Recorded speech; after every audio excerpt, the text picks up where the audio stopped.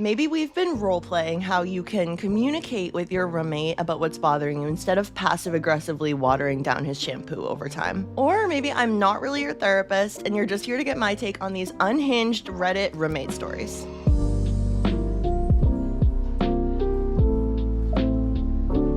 Roommate used my coffee machine and his underpants as filter. Oh my god, look at that. My roommate used my Mocha Master, obviously completely fine, but he couldn't find a filter, so he used his clean underpants as the filter. What is the proper response to this? Okay, we've got to be dealing with someone who has very little experience living with other human beings. I feel like that's the only explanation for something like this. You actually just have such little experience living with other people who might have told you that what you're doing is weird or wrong or not socially appropriate that you just don't know. What is the proper response to this? I can't even formulate a therapeutic response because all I'm having is my own human response of absolute shock. Did the coffee have a nutty aroma? Okay, all right. This is uncharted territory. I think you need to tell us.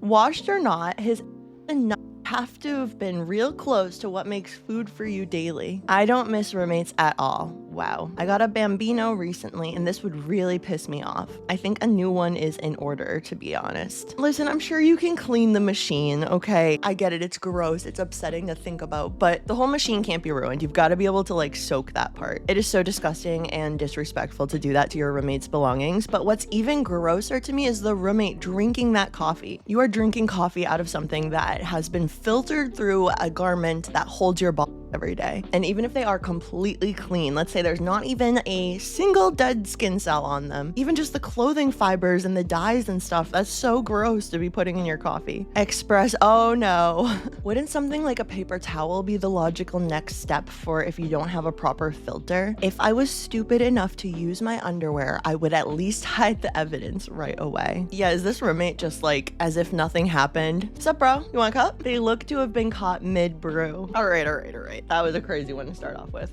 Am I overreacting? My roommate is always on speakerphone. For context, I live with 3 girls in an apartment. 3 of us get along really well, and we always try to include our 4th roommate, we'll call her Joanna, in everything we do together because nobody likes to feel left out. Okay, that's really nice. That's definitely what you should be doing if you're living with someone and you notice that they're kind of becoming the odd person out. It can be hard if you feel less of that authentic connection to them, but it's really nice to not, intentionally exclude anybody. When we are trying to decide what to watch together, we try to ask her for her input, but she usually just ends up saying, "Watch whatever you want. I'll go to my room." And we let her do this because it's easier. Later on, she will act passive-aggressive about us not including her in our shows and things. After a month or so of this, she started doing this thing where she talks non-stop with family and friends, back-to-back calls on speakerphone in the main living room whenever she's in the apartment with us. She never really speaks to us anymore. A lot of the time, she will come into the main room when the 3 of us are trying to have a conversation or trying to watch a movie or show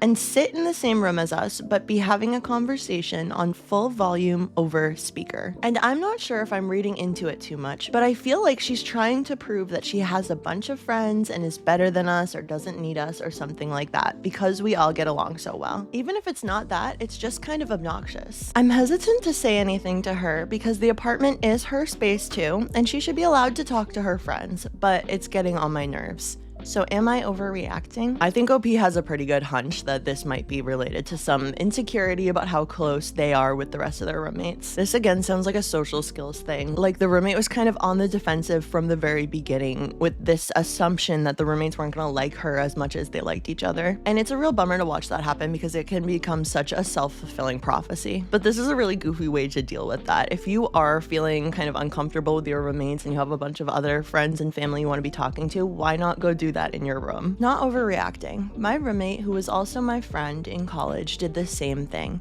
She was always on speaker with her boyfriend. I just stopped asking her to do anything. I personally wouldn't directly say anything to your roommate as it might cause issues, but maybe the 3 of you can follow in her footsteps and sit on loud calls. She will probably naturally start going into her room instead. Okay, I'm not sure about that advice. That sounds pretty passive aggressive. If you wanted to address it, you could do it in a very compassionate way. You could kind of, hey, we're noticing this kind of strange dynamic going on. What's up with that? It's a hard one. It's so hard to navigate roommate dynamics. Not overreacting. It's her space, but it's also your spaces as well, and majority rules. If her activity is bothering all three of you, then she's in the wrong. I think that's true in this case, but I'm not sure that it applies as a blanket rule, especially when 3 roommates are so much closer than the 4th one. I think in this case, you have to either be willing to have a direct conversation about it or just bite your tongue and deal with it. My roommate became passive aggressive after I informed her I'm moving out in 6 months. TLDR, I told roommate I'm leaving in 6 months, and she turned super cold and passive aggressive, talking loudly and making me feel unwelcome in all common areas instead of talking about it. Got a little theme of roommates talking loudly to be passive aggressive. Okay. I'm never informing a roommate that I'm moving out or abroad with this much time remaining again. I informed this person who I've been living with for a couple of years and who I've helped when money for rent has been scarce by living here instead of somewhere cheaper, bigger, and with more privacy. I'm just gonna call this out right off the bat. That's a weird thing to hold against your roommate. I'm living with you, but I could be living somewhere cheaper, so technically you owe me. I don't know about that. But things have become rougher in this city recently. It's impossible to find a job in my field here anymore, and at this point I'm struggling having to work in a factory miles away from home. She knows this and is struggling too. Instead of considering it polite that I'm telling her with this much time so that she can finally get a decent job, there are plenty of jobs available in her field. She just rejects them because they're not good enough for her. She's turned completely passive aggressive instead. She ignores me, doesn't say hello or goodbye, acts cold, talks loudly on the phone all day from morning to night in the common areas, and makes me feel uncomfortable every time I go to the kitchen or living room. At this point, I may have to just find another room and leave her alone in this mess so she can play the victim and talk trash to everyone about being abandoned while struggling to pay rent alone. This reminds me of how some people really don't handle it well when they find out that a termination is coming up, like that they're gonna have to say goodbye to someone. I don't know what their relationship was like before this, but if they've lived together for a couple of years, maybe she kind of grew some kind of attachment to this roommate, and then finding out that it's gonna end could be bringing out this weird side of her. That doesn't make it okay, it just might be an explanation of what's going on here. She's turned super insufferable, and I have low patience for childish games, so I'm just quietly getting ready to leave before it's time. I was the only person willing to live with her in such a small and expensive house, but not anymore. Anywhere else is cheaper, and I have more privacy and space, plus a contract that protects me and more freedom. Too bad for her. I gave her 6 months to get her together. Instead, she turns into this. Yikes. I wish her the best, but I don't play these childish games. We're adults in our 30s and she can go somewhere else and do this. Do you have to wait 6 months? Can you just leave sooner? OP says, I don't. I just wanted to stay the 6 months to save up more money so I could go more comfortably, but that may be a stretch at this point, to be honest. Listen, because of my job and my field working in mental health, I can't help but pick up on any cues that somebody might not be a reliable narrator. And I'm just noticing that this is contradictory to what you're saying in the post. So you're doing her this big favor, living somewhere that's so much more expensive, but you wanted to stay there so you could save up more money. So that doesn't totally connect to me. And I get it. Most of us can stretch the truth when we're really frustrated with someone and we want to present ourselves as being in the right. But just like I said when we were reading the post, it sounds like that might be a reach to pretend that you were helping her so much by paying her rent. Are you giving 6 months for any reason other than trying to be polite and provide enough time for her? Frankly, if there's no other reason, I'd tell her, due to the way you've been treating me since I told you I was moving, I feel I cannot endure 6 more months of this. I am retracting my 6-month notice and am now providing a 30-day notice. OP says, no, that's the only reason. Again, already contradicting that last comment. She's always counted on me to live with her sporadically and help her with rent when my job is not making me live in other cities for months. So it's an implicit way to tell her, I'm not going to be able to help you with rent anymore after I move abroad. So either you look for a job that allows you to feel comfortable with the current price of rent, you start looking for other places and plan to move somewhere cheaper, or you talk to the landlord to help you find a proper roommate and prepare the contract and everything that landlords do. Wait, so you're living there sporadically and also living in other cities for months where you're not paying rent? Honestly, I don't think OP is the catch of a roommate that they think they are. I'm a legal but minority immigrant with less privileges than her, and the current situation has become unsalvageable for me personally, so it's my time to go. She knows all this. I've explained to her how it's impossible for me to stay, and yet she's acting like this. That is very unfortunate. I'm sad to hear that OP's going through that. I will talk to her if it becomes worse. I can't endure 6 months of this either, to be honest. 30 days should be enough. That's a real bummer. Honestly, my gut's telling me that we're not getting the full story, but whatever the dynamics there are, OP's clearly frustrated and kind of at the end of their rope. My roommate keeps trying to feed me mysterious stew. Okay, so I'm 19 female and my roommate is 22 female. This is my first quarter at university. I got off a wait list pretty late, so I decided to just do random select and hope for the best,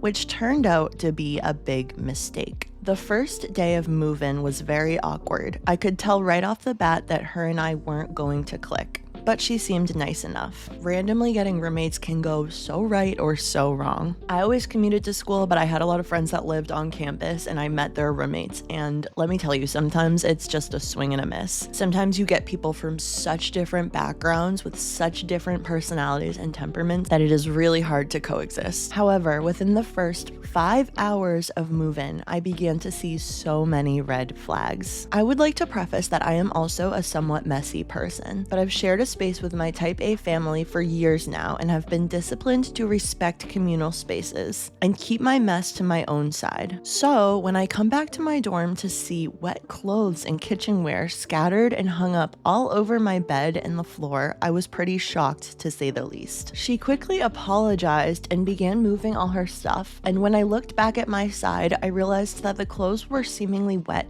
with some sort of dye because it left this huge orangish brown stain on my brand new sheets that I had put on that very day. That is a really terrible first impression, a terrible first foot forward with your new roommate. My mind can't even comprehend what that could have been. Were the sheets white to begin with, or is this like some kind of bleach? Oh my gosh, this is a nightmare. After a very terrible start, it only got worse. I signed up for 18 credits a quarter, and my typical school day was looking to be about 6 hours long, ending at around 4:30 p.m. So, as you might imagine, I was looking forward to coming back to the dorm to lay down after such a long day. However, every single day since classes started, she's been making the same strange stew that lingers throughout the whole floor. I asked her what it was, and she told me it was an instant seafood boil kit that is packaged in these bizarre, brandless paper bags, and the powder is bright pink. She adds in meat too that vaguely looks like fish but is more gelatinous and very white. I've tried to ask her what the meat is, and she just says it's seafood. The worst part is that she disposes it down our shower drain, and I'm pretty sure the meat has rotted down there since every time I go into our shower now, it smells like something died. When I asked her to stop shoving food down the shower drain, she just started doing it in secret. The worst part is how much she encourages me to try this concoction. It's like she won't take no for an answer.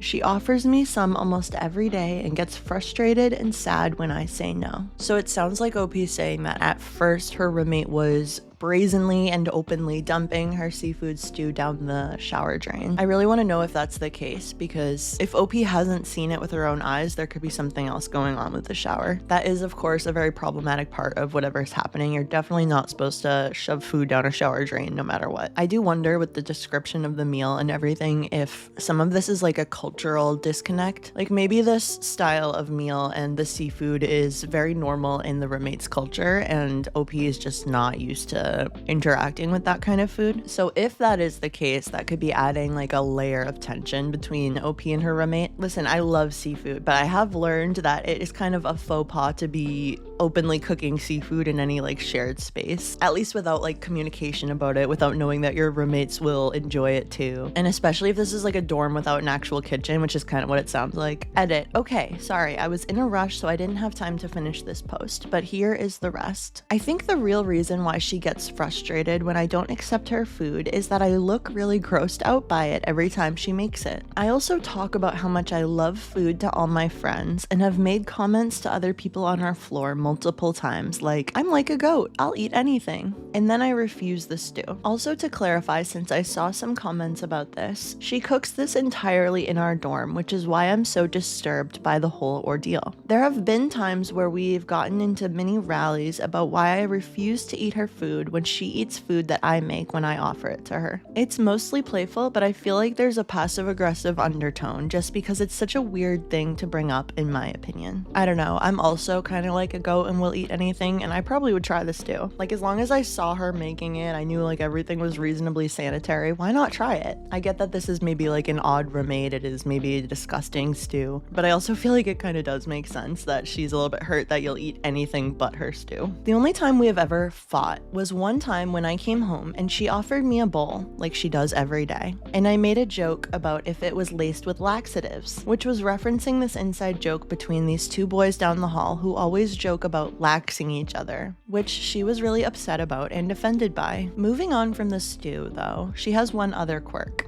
Again, to preface, I would say that I'm somewhat outgoing or just kind of an easy person to be around since I'm not that socially awkward. So while her and I have very brief and normal small talk, any attempt of mine to bond with her beyond extremely surface level conversations has been shut down. So for the first 2 weeks after classes started, I barely talked to her. But then one night she overheard me on the phone with my boyfriend and immediately started asking me about him and how I met him and whatnot. This turns into one of those 4-hour conversations that really solidify a friendship with someone. And I was happy because I finally thought we were making progress in our friendship. However, since then, the only thing she'll talk to me about, to the point that I can't have any alone time, is this guy that she's friends with and who's into her, but she doesn't like him. But she's also hooking up with him and spending practically all afternoon with him in his dorm. So I feel like there's nothing I can say to her because the whole situation doesn't make sense to me, and it's been draining to hang out with her in the dorm on top of the whole stew thing. The last crazy incident that has occurred since I moved in is that for the past maybe week or so, some woman, maybe in her mid-30s, comes banging at our door every night between the hours of 12 and 2 a.m. When I answer the door, she immediately asks if my roommate is here, and when I say yes, she pushes past me, invites herself into the dorm, shakes my roommate awake.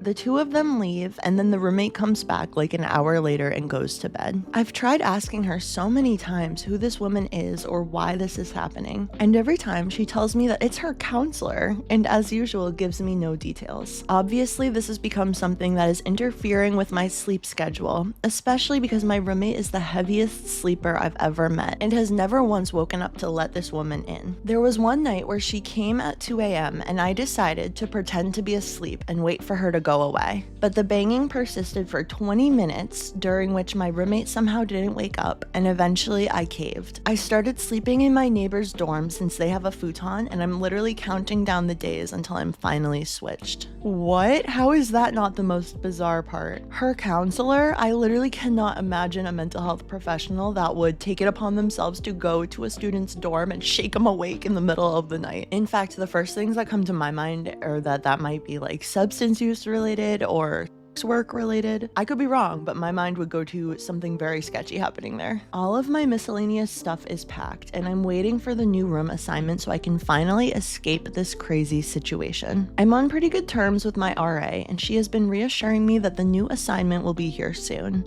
And I've also gotten email confirmation from our food and housing service front desk that it'll be anywhere from 1 to 2 weeks before I get a new assignment. My RA has also told me she's talked to the front desk about the stew in the shower, but I have no idea if any action was actually taken, which is incredibly bizarre. All of these things together, that is a very strange and uncomfortable roommate situation. Contact your RA before the pipes are truly effed by rotting food. 100% this. She could get fined or kicked out of the dorms for doing this. Plumbing bill repairs are expensive. This is the most bizarre thing I've ever read. Shoving mystery fish stew down the shower drain? That's absolutely insane, and I would say something to the RA at this point because that's disgusting and a health hazard. Never waffle stomped some fillets? Cooking seafood in a shared space like a dorm is already a big faux pas, but pouring it down the drain is completely unacceptable, and I'm sure it would be against the rules of your building. It can wreck the plumbing, not to mention that it's disgusting to have stinky rotting meat backing up your shower drain. She's not going to stop because you ask her. I highly recommend acting promptly to discuss this with the administration for your residence building. Ideally, you should go directly to whoever is in charge of building maintenance/management for your dorm and notify them of the situation. You can be polite, but still keep your interaction with your roommate to a minimum. You don't need to make small talk with her about her food. One method I recommend is wearing a pair of big, noise-canceling headphones anytime you want to avoid chit-chat. If you know she's making her weird stew and about to tell you to try some, put your headphones on and play dumb.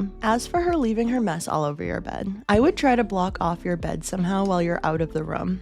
Just enough to make it inconvenient/uncomfortable for her to put her stuff there. Like maybe one of those fold-out privacy screens. You can get one that's lightweight and decorative and is just there to send the message that your bed is your personal space. OP said, I have been in contact, but no one is really doing anything, which I don't understand at all. I'm switching, at least supposedly, but when I ask about the rotting food, my RA just kind of looks grossed out and is like, yeah, I'm not really sure what we're gonna do about that, and brushes it off as a problem for later in the year. Also, as I said, I'm kind of messy too, so I could handle it if she was just really messy to the point where it started to maybe invade my space. I feel like I would be able to move things around. The bigger problem is that she feels like she's entitled to touch and move all my stuff and has no respect for it either. For example, she moved my jacket from the back of my chair to hang her wet laundry. She has also, on multiple occasions, moved stuff off of my desk to put it on the floor, which is then buried under all her junk, so she can put stuff on my desk, such as her colored contacts. It's super disrespectful and weird. See, I feel like part of the reason that there are particularly so many college roommate horror stories is because so many people are genuinely living with other humans for the first time. They've only ever lived with their family who either enabled or encouraged their strange behavior, and now they don't know how to function. I also suffered with a seafood boil roommate. She would eat them almost every night some weeks, and in our shared room in the apartment. I also have an 18-credit schedule, so I would come home looking to have some peace while I did my homework,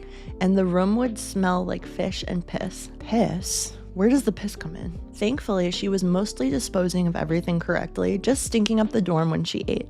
I got a single this semester to escape that and worse behavior. OP said, glad to see that somehow this is somewhat relatable to someone else. Besides the stew, why is nobody questioning the 30-year-old lady intruding in the middle of the night to whisk roommate away?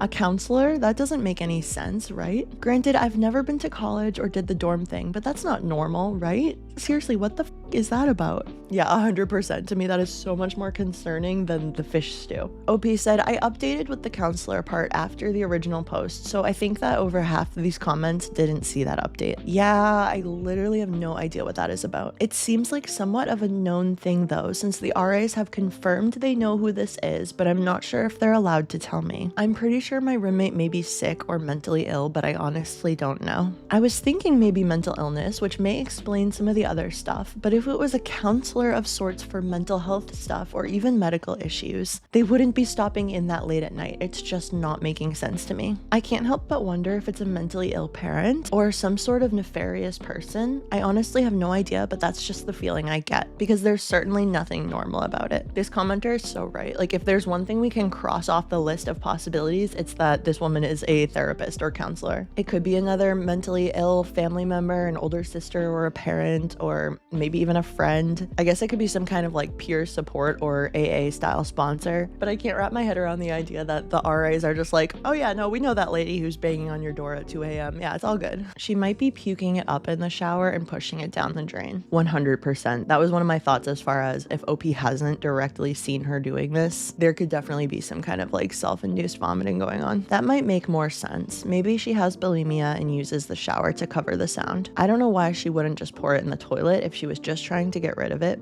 but I could see the shower being part of her purging. I don't see how the shower would make more sense than the toilet in that situation. Just turn the shower on for the sound while you do what you do in the toilet. I definitely understand that too, but I don't think logic always comes into these kind of decisions where mental health issues are involved. All hypothetical though, I have no idea if the roommate actually has bulimia, and I am not a mental health professional, just a person who's had a few mentally ill people in my life. Well, I have unfortunately had plenty of personal experience with this. I really struggled with eating disorders and bulimia in my late teens, early 20s, and I've also at this point had significant professional experience working with others who struggled with bulimia, so I might be able to provide a little insight on this. Having your head in the toilet all the time is gross. So if you're really struggling and you're throwing up a significant amount of your food, you might choose to do it somewhere more comfortable, even if it doesn't totally make sense and isn't good for the plumbing. Like, you're usually already miserable enough and it's degrading enough to constantly have your fingers down your throat. Plenty of people struggling with bulimia do not want to also have their head in a toilet. So I think that's a really solid theory about what might be going on with the shower drain. But what is up with the woman in the middle of the night is the real question. Nightmare housemate. I've been waiting for this guy to leave my house so I can just post the events all at once. I'll give you some background. We'll call this guy Mick, 21 male. Mick used to work at the same company as my partner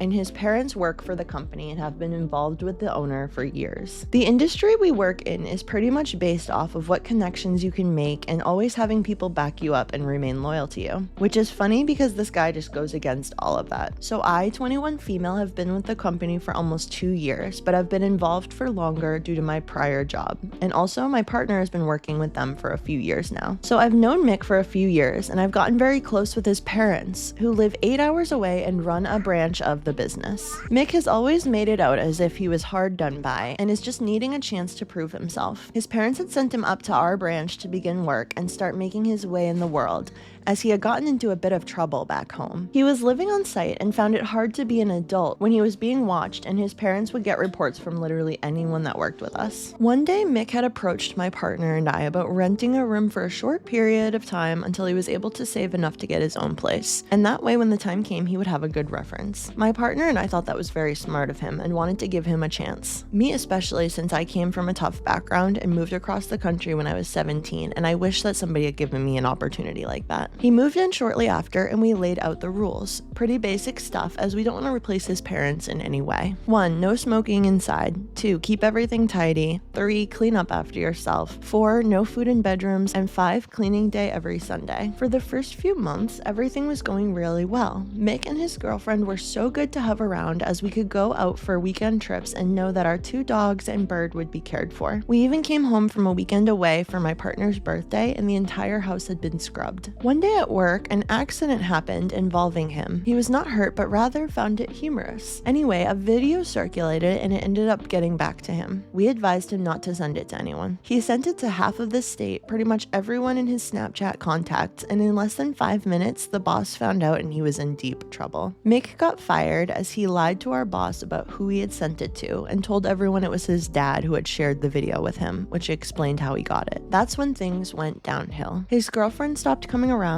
the house always seemed to be messy, and there was an off-putting smell that no amount of scrubbing could get rid of. Turns out it was his girlfriend cleaning up after him the whole time he'd been there. Oh, come on. He would update us about his girlfriend, as she wasn't coming around anymore and her and I had become very close. So we assumed nothing was wrong, until he came home one day and said that I shouldn't message her, as his girlfriend was mad at me. I couldn't understand why, but I decided to give her some space and wait for her to message me. Later, we found out he had told his girlfriend the same thing so that we purposely wouldn't contact each other. The first red flag event had me seeing red. So we have 2 dogs and they're larger dogs. One is my partner's and the other is mine. Mine is a lab mix, so he tends to get into things he shouldn't, but it hasn't been an issue because my partner and I don't let the dogs remain inside unsupervised, and there's nothing lying around for them to get into. While we were at work, a storm had rolled in and my partner's dog gets very anxious about storms. The back door was open, which let him and his brother into the house. I was unaware until I got home and found them sitting at the back door. My heart immediately sank because I saw that Mick had left his bedroom door open and I had no idea what had been in his room. I went and scoped it out and I found empty lolly and chocolate packets, packs of tobacco, and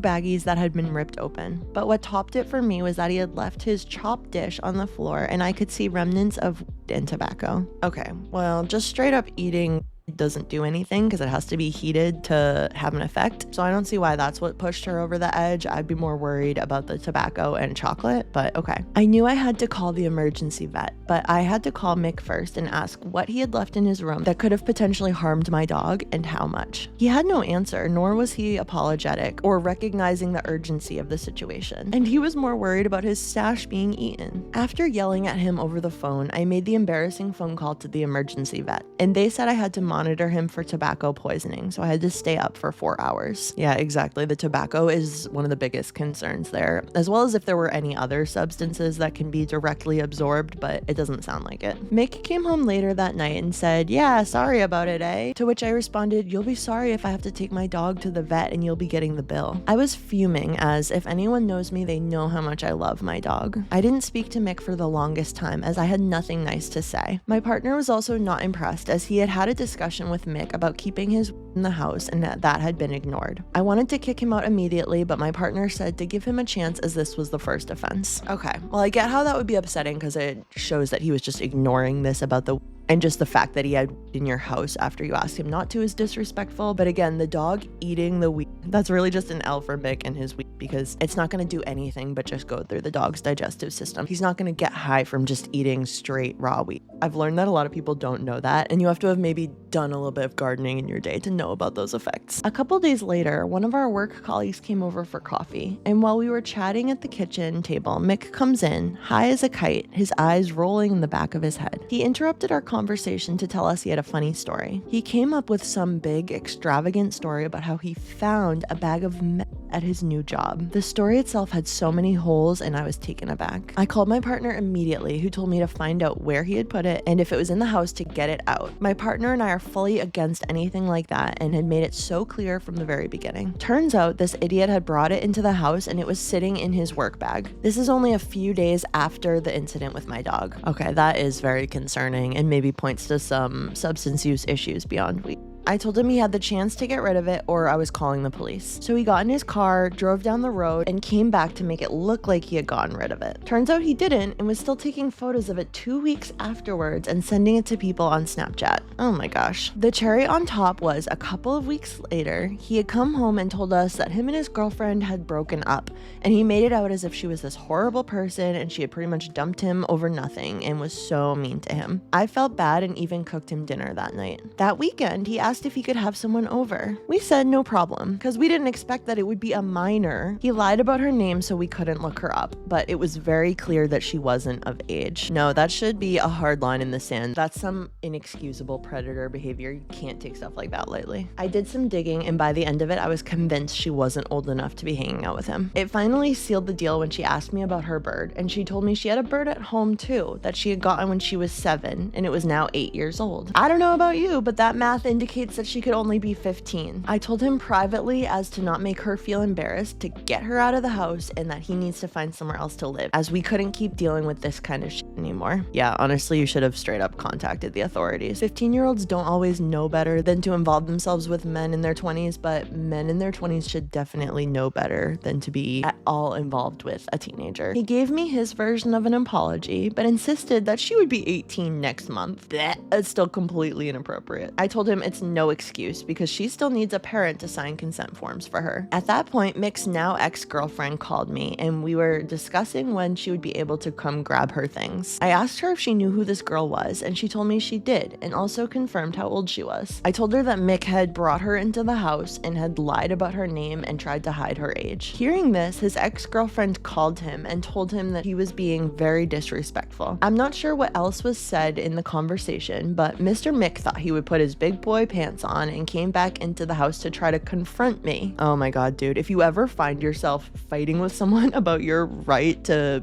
be with a child, you're the villain. I fought back and he backtracked very quickly to then ask if I could go apologize to the child he had in his car. Apologize for what exactly? Also, it turned out that he had been lying to us about the breakup, as they had broken up over 4 months ago at this point in time, but that's something that would need a deep dive on its own. I told him he needed to start looking for a place. In the weeks following, he turned into a complete grub. My house was constantly dirty and smelled of something rotting. When I confronted him over a month after the last incident, he thought he could keyboard warrior his way out of this and said that he should be discussing this with the homeowner, referring to my partner. Oh my god, okay. Yeah, I hope your partner came and backed you up because this guy is being disgusting. Safe to say, I didn't hold back and called him everything I could to possibly get it through his head that he was the biggest POS I'd ever met and that the homeowner would say the exact same thing. He even went as low as to threaten my job by telling everyone that I sent the video that got him fired, which is a flat out lie. And he responded, but the bosses don't know that. He's finally out of the room, which had never been lived in apart from him, and it's disgusting. The paint is peeling and there's liquid running down the walls. Dirty hand marks all over the walls and the carpet is gross. He broke a solid wood bed frame and has soiled the mattress with piss and vomit and God knows what else. The guest bathroom was clogged up with hair and dirty ear cleaner and floss was tossed in the cabinet. The sink plug was broken and the end of the bathtub tap is missing. Including the bed, there's a minimum of $3,000 worth of damage in the room alone. And when confronted about it, he came up with an excuse for everything and none of it's his fault. The dirty walls and chipped paint is fine because according to him, we wanted to paint it anyway. Oh my god, this is actually the worst kind of person. There is so much I've missed out on, but if anyone wants me to get more into the kind of things he did, I can. I've also got photographic evidence, so I can always do a part 2. I mean, we don't need any more convincing. This guy is a straight up criminal, but unfortunately I didn't see the part 2. Part 2, please. I need to hear more about the things this idiot has done. Thank God he's out of your house. Yeah, this guy was a ticking time bomb, and y'all would have been unknowing accomplices. Minors and is a disaster waiting to happen. Yeah, all of this is absolutely unacceptable. What a nightmare. You don't need to be telling us this, you need to be telling the police. That is beyond a bad roommate situation. This person is a straight up predator. That's all I have for you today. If you've ever had a nightmare roommate, let me know down below. Thank you so much for watching. If you enjoyed this video, please subscribe and I will see you in the next one.